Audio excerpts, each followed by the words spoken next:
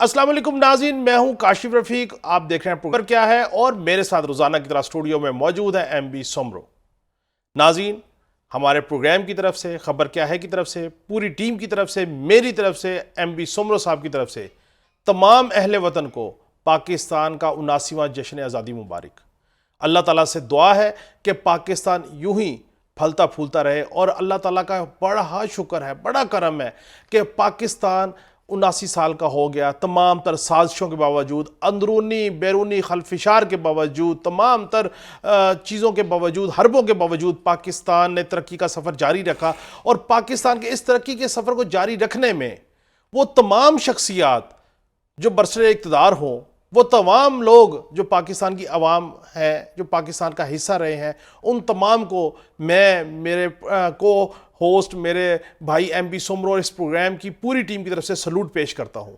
चूँकि ये तरक्की किसी एक की वजह से नहीं है, ये तरक्की किसी एक की तरफ से नहीं है, ये तरक्की पाकिस्तान की आवाम और उनके लीडरान की तरफ से। भले वो हमारे वो लोग जो फेस पे नज़र आते हैं और भले वो हमारे गुमनाम सिपाही जो नज़र नहीं आते, लेकिन हर वक्त पाकिस्तान के एक एक इंच की हिफाजत कर रहे होते हैं, उन तमाम की नज़र आज का जश्न आज़ादी है। और ये जश्न आज़ादी पिछले जश्न आज़ादी से क्यों मुख्तलिफ है? गो कि पिछला जश्न आज़ादी की अपनी एक सिग्निफिकेंस थी, लेकिन ये जश्न आज़ादी क्यों मुख्तलिफ है, इसके ऊपर बात करेंगे। एमबी सोमरो साहब, ये जश्न आज़ादी, गो कि पिछला जश्न आज़ादी, हर जश्न आज़ादी जो है उसकी अपनी एक सिग्निफिकेंस है। पिछले जश्न आज़ादी से पहले यह था कि भारत ने हमारे ऊपर जारियत मुसल्लत की। अल्लाह ताला के नुसरत से, अल्लाह ताला के फजलो करम से पाकिस्तान ने भरपूर जवाब दिया, भारत के दांत खटे हुए। लेकिन ये जश्न आज़ादी पाकिस्तान के उफक पर एक नया एवेन्यू उसने ऑन किया, एक नया एवेन्यू सामने लेके आया। वो क्या एवेन्यू है? देखें, ये जश्न आज़ादी दूसरी जश्न आज़ादियों से मुख्तलिफ और मुनफरद इसलिए है कि इस जश्न आज़ादी में पाकिस्तान को जो आलमी सतह पर इज़्ज़त और वक़ार मिला वो शायद ही कभी हुआ है। हम पे दुनिया मुख्तलिफ़ किस्म के इल्ज़ाम लगाती रही है, कभी दहशतगर्दी का मामला लेके आते थे, कभी क्या लेके आते थे, मगर इस साल वो हुआ जो कभी नहीं हुआ। हमने जो दुनिया का सुपर पावर था हमारे का, उनमें और ईरान के दरमियान में जंग छिड़ने के बाद हमने मुआहदा करवाया, और सिर्फ दोनों उन मुल्कों ने ही अप्रिशिएट नहीं किया मगर दुनिया ने उसको रिकगनाइज़ किया, और सारी दुनिया ने पाकिस्तान के किरदार और जो लीडरशिप की क्वालिटीज़ थी उनकी तारीफ़ की। और ये जश्न आज़ादी आने से पहले, कुछ रोज़ पहले ही हमने अपना तुर्की और सऊदी के बीच में हमने मुआहदा करवाया है, जो इस्लामी कंट्रीज़ के दोनों बहुत बड़े मुल्क हैं। और इस मुआहदे की मेरे हिसाब से जितने ईरान और अमेरिका के मुआहदे की अहमियत है अपनी जगह पर, इस मुआहदे की भी उससे कम अहमियत नहीं है। ठीक, क्योंकि ये मुसलमान मुल्कों के दरमियान मामला जो सुन रहे थे या इम्कान दिखाए जा रहे थे, या जो प्रोपेगेंडा किया जा रहा था, जो बातें हो रही थी, तो वो उसको थामने के लिए हैं। तो ये बहुत बड़ी कामयाबियां थी जिस वजह से इस जश्न आज़ादी आने से गए, क्योंकि हर शहरी के लिए ये खुशी का बायस होता है। क्योंकि मैं समझता हूँ कि पाकिस्तान की अशराफिया, पाकिस्तान के सियासी लीडर्स या कोई भी लीडर्स किसी भी इदारे का हो, उन सबसे ज़्यादा पाकिस्तान के लिए कुर्बानी हमारे आम शहरियों की है। हमारे जो सरहदों पर इस मुल्क के लिए अपनी जान हथेली पर रख कर केटू के पहाड़ों से लेकर हर जगह पे बैठे होते हैं जो सिपाही हैं पाकिस्तान के, उनकी सबसे ज़्यादा कुर्बानी है, आम आदमी की कुर्बानी है। बाकी बड़े ओहदों पर लोग हमारे यहाँ अक्सर गलतियाँ करते हैं, ख़ुद को मुल्क से ज़्यादा अहमियत देने लगते हैं, जिसकी वजह से अच्छा सही, आज के दिन ना मुझे पता नहीं क्यों लगता है, मैं हर वक्त जब भी हम तो बोल ही सकते हैं, बात ही कर सकते हैं, मुझे ये लगता है कि कुछ ऐसे पुलिस है, रेंजर है, پاک فوج کے جوان ہیں، ایئر فورس کے جوان ہیں، نیوی کے جوان ہیں، جو یونیفارمڈ آفیسر ہیں، جی جب وہ اس مادر وطن کی ڈاکٹرس ہیں، کہ ڈاکٹرز ہیں، جب اس مادر وطن کی کسی دفاع کے آپریشن میں جب وہ اپنی جان کا نذرانہ پیش کرتے ہیں، یہ کوئی عام بات نہیں ہوتی، یہ کوئی عام چیز نہیں ہوتی، اس کا کوئی نعم البدل نہیں عمل بدل نہیں. لیکن ایک ایسا فیکشن ہے، میں سمجھتا ہوں کہ شاید ہمارے ریاستی اداروں کو، ہماری حکمرانوں کو یہ بھی کرنا چاہیے کہ وہ ایک فیکشن ایسا ہے، ایک ایسا ایریا ہے جن کو میں کہتا ہوں گمنام سپاہی.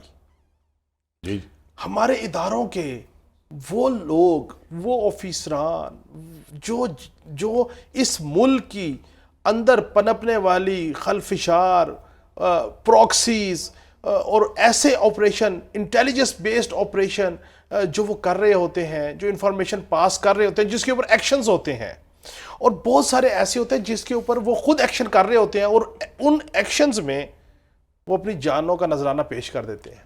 دیکھیں نا فورسز تو جو اب وہ جو گمنام سپاہی ہیں، جی ہمیں ان کو بھی سلوٹ پیش کرنا چاہیے.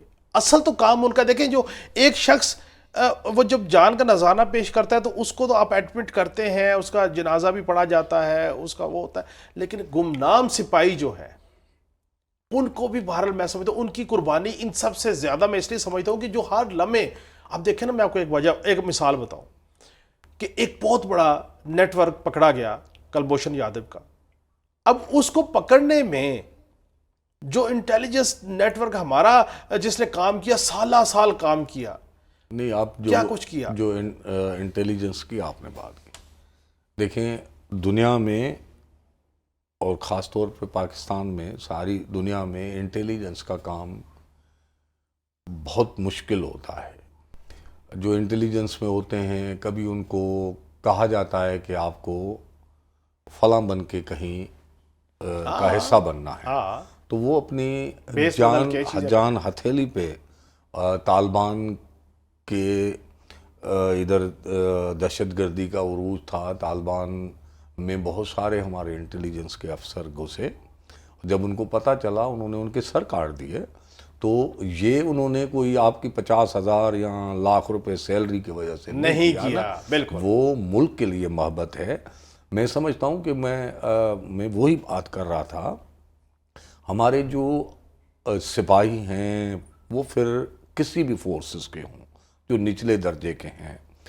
فوج کا تھوڑا معاملہ مختلف اس لیے ہوتا ہے کہ جیسے پولیس کے عام سپاہی پہ الزام لگتے ہیں، فوج کے عام سپاہی پہ اس طرح الزام نہیں لگتے. اور کیونکہ ان کا فوج دنیا کی کوئی بھی ہو، ان کی ایک کی پیرا کی پالیسی ہوتی ہے، ڈو اینڈ ڈائی. وہ یہ نہیں سوچتے کہ میرے سپیریئر نے مجھے جو احکام دیا ہے، حکم دیا ہے، وہ صحیح ہے یا غلط ہے.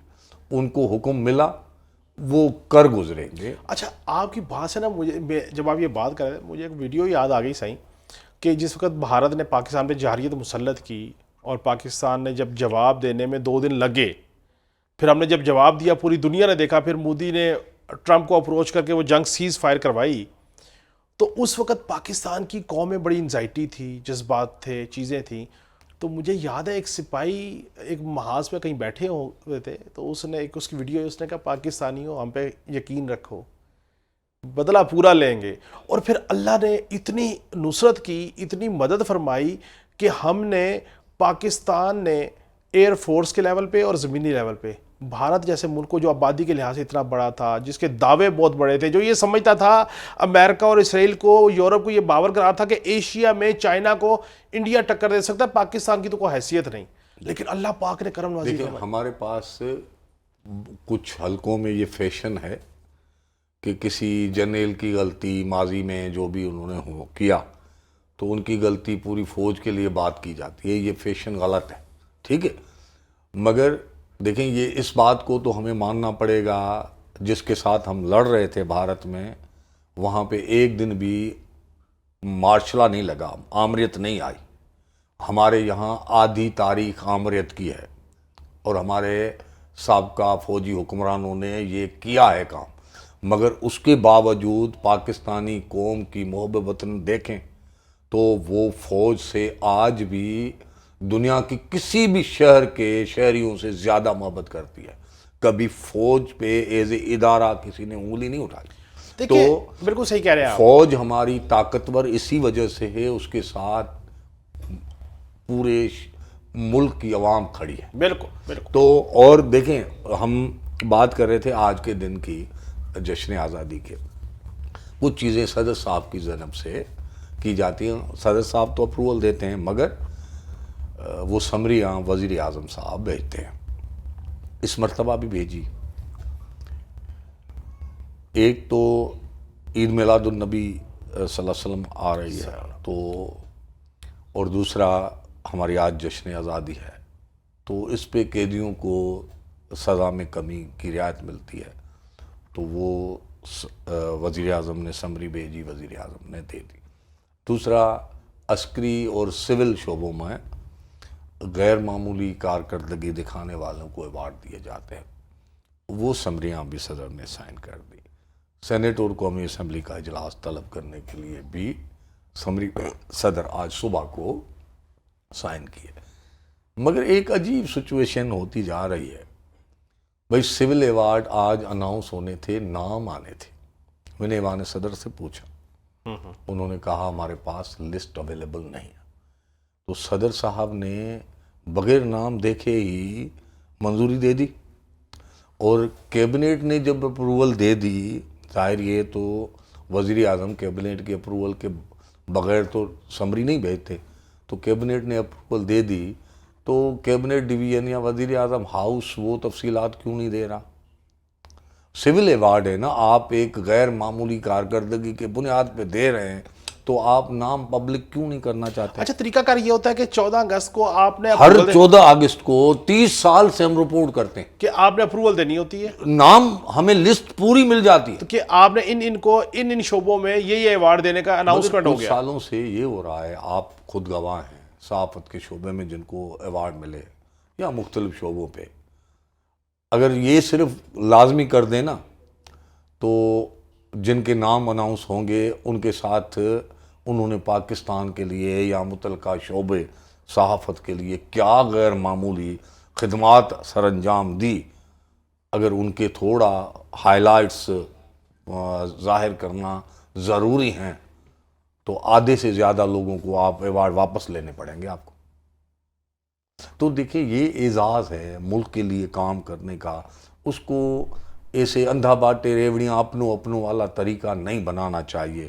اور ایک بات اگر مجھے آپ اجازت دیں، دیکھیں، ایک میں سوچ رہا تھا، اب جہاں پہ اگر عوام کو اپنی حکومت منتخب کرنے کے اختیار نہ ہو،